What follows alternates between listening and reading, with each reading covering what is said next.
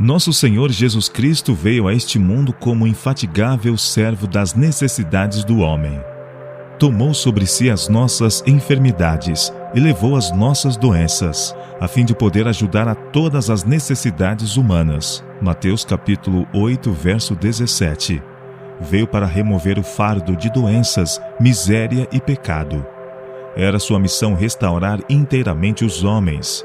Veio trazer-lhes saúde, paz e perfeição de caráter. Várias eram as circunstâncias e necessidades dos que lhe suplicavam o auxílio, e nenhum dos que a ele se chegavam saíam desatendido. Dele emanava uma corrente de poder restaurador, ficando os homens física, mental e moralmente sãos. A obra do Salvador não era restrita a qualquer tempo ou lugar. Sua compaixão desconhecia limites. Em tão larga escala, realizava ele sua obra de curar e ensinar que não havia na Palestina edifício grande o bastante para comportar as multidões que se aglomeravam ao seu redor. Nas verdes encostas da Galiléia, nas estradas, à beira-mar, nas sinagogas e em todo lugar a que os doentes lhe podiam ser levados, aí se encontrava seu hospital.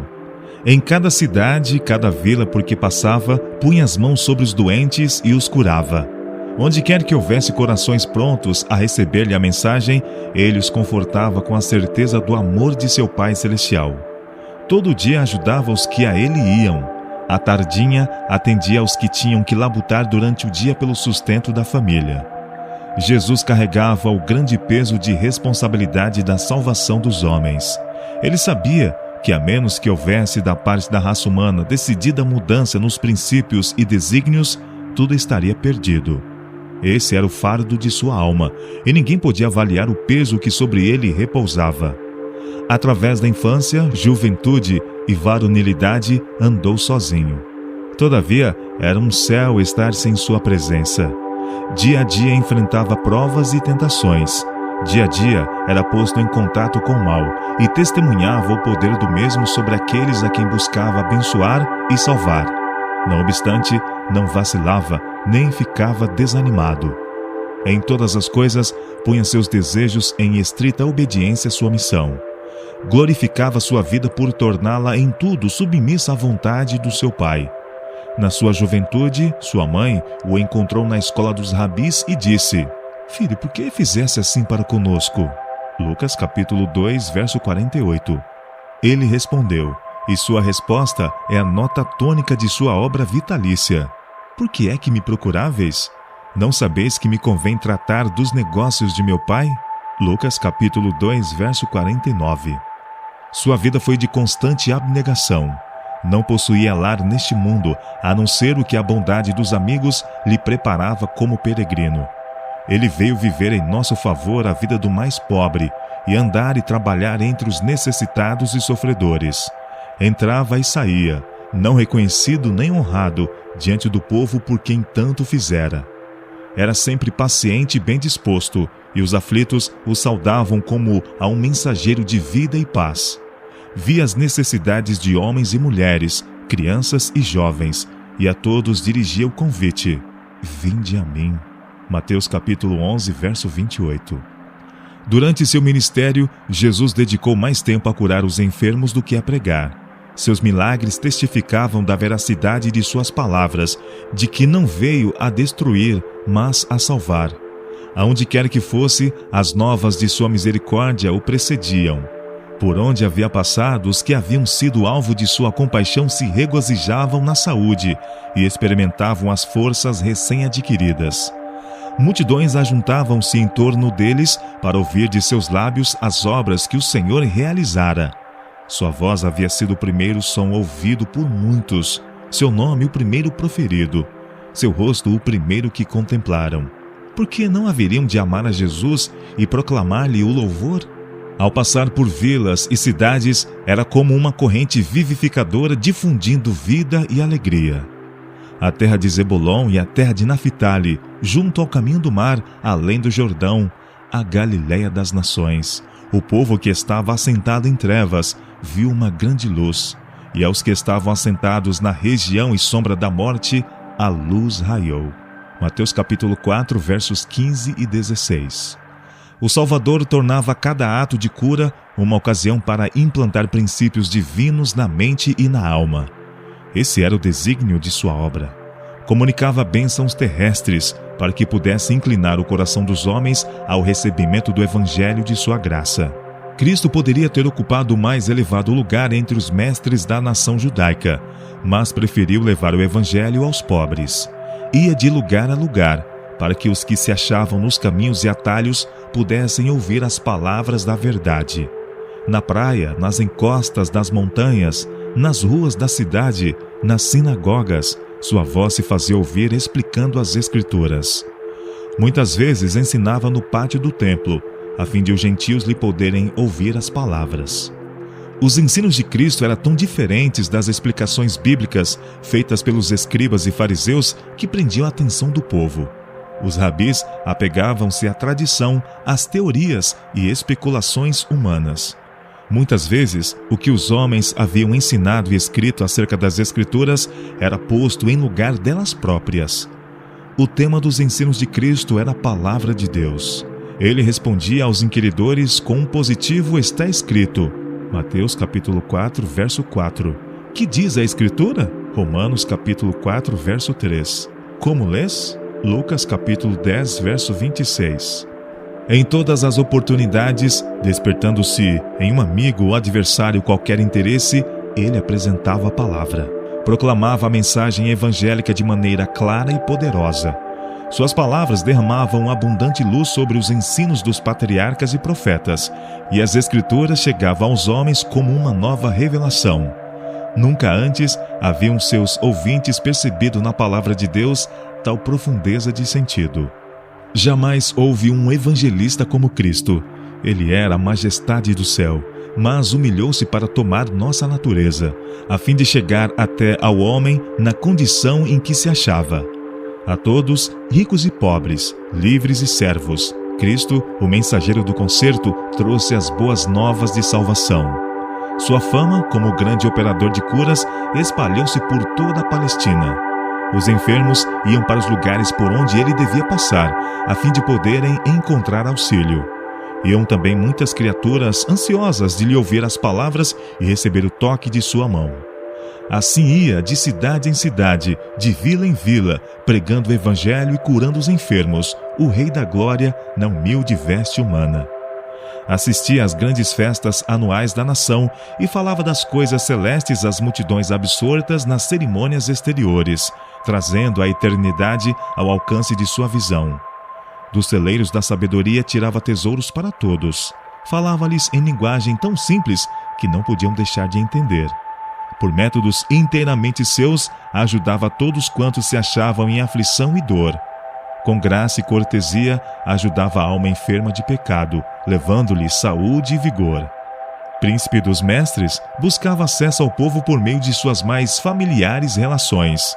Apresentava a verdade de maneira que daí em diante ela estaria sempre entretecida no espírito de seus ouvintes com suas mais sagradas recordações e afetos. Ensinava-os de maneira que os fazia sentir quão perfeita era sua identificação com os interesses e a felicidade deles. Suas instruções eram tão diretas, tão adequadas suas ilustrações, suas palavras tão cheias de simpatia e animação, que os ouvintes ficavam encantados. A simplicidade e sinceridade com que se dirigia aos necessitados santificavam cada palavra. Que vida atarefada levou ele! Dia a dia podia ser visto entrando nas humildes habitações da miséria e da dor, dirigindo palavras de esperança aos abatidos e de paz aos aflitos. Cheio de graça, sensível e clemente, andava erguendo o desfalecido e confortando os tristes. Aonde quer que fosse, levava bênçãos. Enquanto ajudava os pobres, Jesus estudava também os meios de atingir os ricos. Procurava travar relações com o rico e culto fariseu, o nobre judeu e a autoridade romana. Aceitava-lhes os convites, assistia às suas festas, tornava-se familiar com os interesses e ocupações deles, a fim de obter acesso ao seu coração e revelar-lhes as imprescindíveis riquezas. Cristo veio a este mundo para mostrar que, mediante o recebimento de poder do alto, o homem pode levar vida imaculada. Com incansável paciência e assistência compassiva, ia ao encontro dos homens nas suas necessidades. Pelo suave contato da graça, bania da alma o desassossego e a dúvida, transformando a inimizade em amor e a incredulidade em confiança. Podia dizer a quem lhe aprovesse: segue-me. E aquele a quem se dirigia levantava-se e o seguia. Quebrava-se o encanto da fascinação do mundo. Ao som de sua voz fugia do coração o espírito de avidez e ambição, e os homens levantavam-se, libertos, para seguir o Salvador. Cristo não conhecia distinção de nacionalidade, posição ou credo. Os escribas e fariseus desejavam fazer dos dons celestes um privilégio local e nacional e excluir o resto da família de Deus no mundo. Mas Cristo veio derrubar todo o muro de separação. Veio mostrar que seu dom de misericórdia e amor é tão ilimitado como o ar, a luz ou a chuva que refrigera a terra. A vida de Cristo estabeleceu uma religião em que não há diferenças.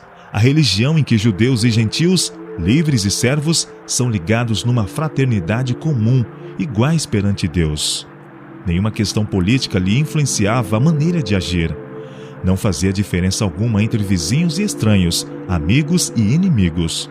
O que tocava seu coração era uma alma sedenta pelas águas da vida. Não passava nenhum ser humano por alto como indigno, mas procurava aplicar a toda pessoa o remédio capaz de sarar. Em qualquer companhia em que se encontrasse, apresentava uma lição adequada ao tempo e às circunstâncias. Cada negligência ou insulto da parte de alguém para com seu semelhante servia apenas para fazê-lo mais consciente da necessidade que tinham de sua simpatia divina humana. Procurava inspirar esperança aos mais rudes e menos promissores, prometendo-lhes a certeza de que haveriam de tornar-se irrepreensíveis e inocentes, alcançando um caráter que manifestariam serem filhos de Deus. Muitas vezes, Jesus encontrava pessoas que haviam caído no poder de Satanás e que não tinham forças para romper os laços. A essas criaturas, desanimadas, doentes, tentadas, caídas, costumava dirigir palavras da mais terna piedade, palavras adequadas que podiam ser compreendidas. Quando encontrava pessoas empenhadas numa luta renhida com o adversário das almas, ele as animava a perseverar, assegurando-lhes que haviam de triunfar, pois os anjos de Deus se achavam ao seu lado e lhes dariam a vitória. À mesa dos publicanos, ele se sentava como hóspede de honra, mostrando por sua simpatia e benevolência social que reconhecia a dignidade humana, e os homens anelavam tornar-se dignos de sua confiança. Sobre seu coração sedento, as palavras dele caíam com bendito poder vivificante. Novos impulsos eram despertados e abria-se para esses excluídos da sociedade a possibilidade de vida nova. Conquanto fosse judeu, Jesus se associava sem reserva com os samaritanos, deitando assim por terra os costumes farisaicos de sua nação. Apesar de seus preconceitos, ele aceitou a hospitalidade desse povo desprezado.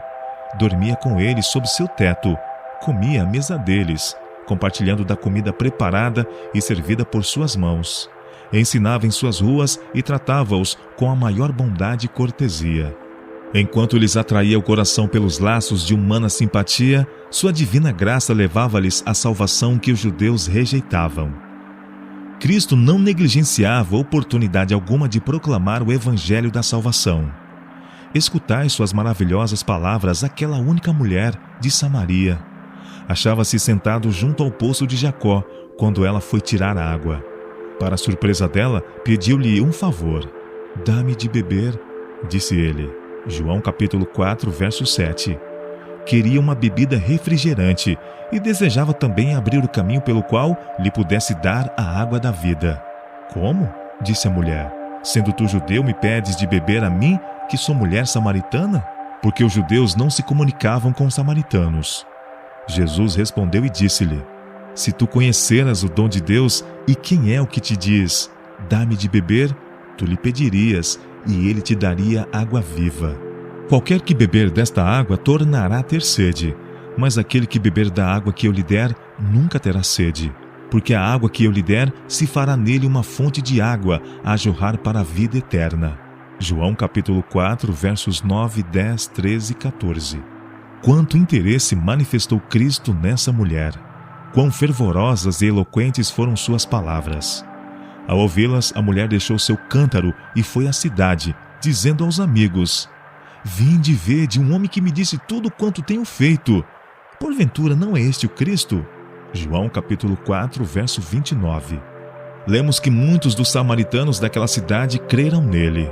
João capítulo 4, verso 39. E quem pode avaliar a influência que essas palavras exerceram para a salvação de pessoas nos anos que se passaram desde então? Onde quer que os corações se abram para receber a verdade, Cristo está pronto a instruí-los. Revela-lhes o Pai e o serviço aceitável àquele que lê o coração. Para esses, não usa ele de parábolas. Diz-lhes como a mulher junto à fonte: Eu sou, eu que falo contigo. João capítulo 4, verso 26.